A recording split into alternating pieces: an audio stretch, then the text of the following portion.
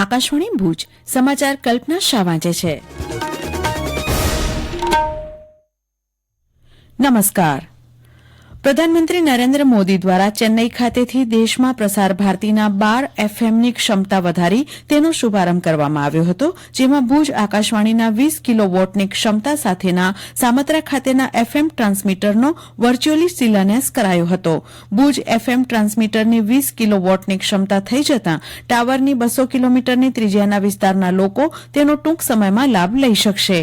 ગઈકાલ સાંજના કાર્યક્રમમાં પ્રધાનમંત્રી નરેન્દ્ર મોદીએ કહ્યું હતું કે એફએમની કિલોવોટની ક્ષમતા વધતા તેનો મોટા પ્રમાણમાં લોકો લાભ લઈ શકશે અને પ્રસાર ભારતી અને આકાશવાણીના કાર્યક્રમોને માણી શકશે. આ પહેલા ભુજ આકાશવાણીના સામત્રા ટ્રાન્સમીટરમાંથી 5 કિલોવોટની ક્ષમતા સાથે પ્રસારણ થતું હતું. પ્રસાર ભારતી અને આકાશવાણીના કાર્યક્રમોનો વ્યાપ વધે તે માટે કેન્દ્રીય રાજ્ય દૂરસંચાર મંત્રી દેવુસિંહ ચૌહાણ અને કચ્છના સાંસદ વિનોદ ચાવડાએ પ્રસારણ મંત્રી અનુરાગ ઠાકુરને આ અંગે અંગત રજૂઆત કરી હતી, જેની ફળશ્રુતિ રૂપે 20 કિલોવોટની ક્ષમતા સાથેનું ટ્રાન્સમીટર કરવાની મંજૂરી પ્રદાન કરાઈ હતી. ત્યારે વિવિધ ભારતીના કાર્યક્રમોનું પ્રસારણ સ્પષ્ટ બનશે. જામનગર, રાજકોટ, સુરેન્દ્રનગર સહિતના જિલ્લાઓ સુધી પણ તેનો લાભ પહોંચી શકશે. આ ટ્રાન્સમીટરથી વિવિધ ભારતીની 24 કલાક પ્રસારણ સેવા લોકો સાંભળી શકશે. ઉલ્લેખનીય છે કે ભૂકંપ પહેલા પાડોશી દેશના સાંસ્કૃતિક આક્રમણને ખાળવા અને સરહદી વિસ્તારમાં દૂરદર્શનની લોકપ્રિયતા વધારવા તથા પ્રસારણ સેવા વિકસાવવાના આશય સાથે સામત્રા ખાતે 100 ફૂટ ઊંચો તથા ભૂકંપ પ્રતિરોધક ટાવર ઉભો કરવામાં આવ્યો હતો. સમયાંતરે તેમાં વિવિધ સેવાનો ઉમેરો થતો ગયો. આ તકે સાંસદ વિનોદ ચાવડાએ આકાશવાણી પરિવારને શુભેચ્છા પાઠવી હતી. કાર્યક્રમમાં જિલ્લા કલેક્ટર અમિત અરોરા, ધારાસભ્ય પ્રદ્યુમનસિંહ જાડેજા, રાજકોટ આકાશવાણીના ડેપ્યુટી ડાયરેક્ટર પ્રવીણ ભંખોડિયા, સહાયક અભિયંતા નિગમ ઉપાધ્યાય સહિત આકાશવાણી ભુજના કાર્યક્રમ વિભાગના ભરત ચતવાણી, જયેશ રાવલ, મનોજ સોની, ઉદ્ઘોષકો તેમજ આકાશવાણી ભુજના કર્મચારીઓ ઉપસ્થિત રહ્યા હતા. પ્રધાનમંત્રી નરેન્દ્ર મોદીએ ગઈકાલે તામિલનાડુમાં ચેન્નઈમાં ખેલો ઇન્ડિયા યુથ ગેમ્સનું ઉદઘાટન કર્યું હતું. ઉદઘાટન સમારંભ દરમિયાન પ્રધાનમંત્રીએ આશરે 250 કરોડ રૂપિયાના મૂલ્યના પ્રસારણ ક્ષેત્ર સાથે સંબંધિત વિવિધ પ્રોજેક્ટનું લોકાર્પણ અને શિલાન્યાસ કર્યું હતું.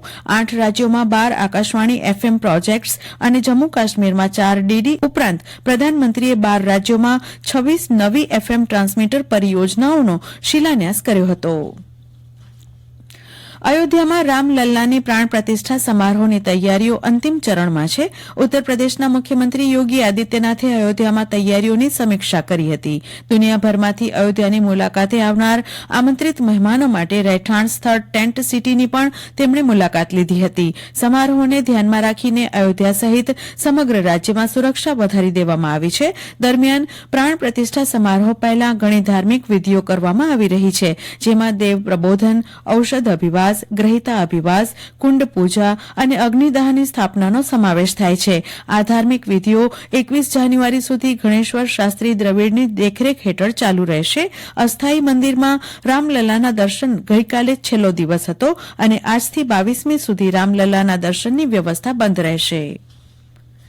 ઉપરાષ્ટ્રપતિ જગદીપ ધનખડે વિશ્વાસ વ્યક્ત કર્યો છે કે આ દાયકાના અંત સુધીમાં ભારત વિશ્વની ટોચની 3 અર્થવ્યવસ્થાઓમાં સામેલ થઈ જશે. અમદાવાદ ખાતે ગુજરાત યુનિવર્સિટીના 72મા દીક્ષાંત સમારોહને સંબોધતા ઉપરાષ્ટ્રપતિએ જણાવ્યું કે દેશ આજે અમૃતકાળ તરફ આગળ વધી રહ્યો છે અને આજના વિદ્યાર્થીઓ એ વર્ષ 2047 સુધીમાં વિકસિત ભારતના મિશનને હાંસલ કરવા માટેના પગપાળા સૈનિકો છે. આ પ્રસંગે મુખ્યમંત્રી ભૂપેન્દ્ર પટેલે જણાવ્યું હતું કે ભારતને વિકસિત બનાવવાના સંકલ્પને સિદ્ધ કરવા યુવા શક્તિનું યોગદાન મહત્વપૂર્ણ રહેશે. રાજ્યના કૃષિમંત્રી રાઘવજી પટેલે જણાવ્યું છે કે ભારતને વર્ષ 2047 સુધીમાં સંપૂર્ણ વિકસિત રાષ્ટ્ર બનાવવામાં ગુજરાત એગ્રો ફૂડ પ્રોસેસિંગ ક્ષેત્ર મહત્વપૂર્ણ ભૂમિકા ભજવશે.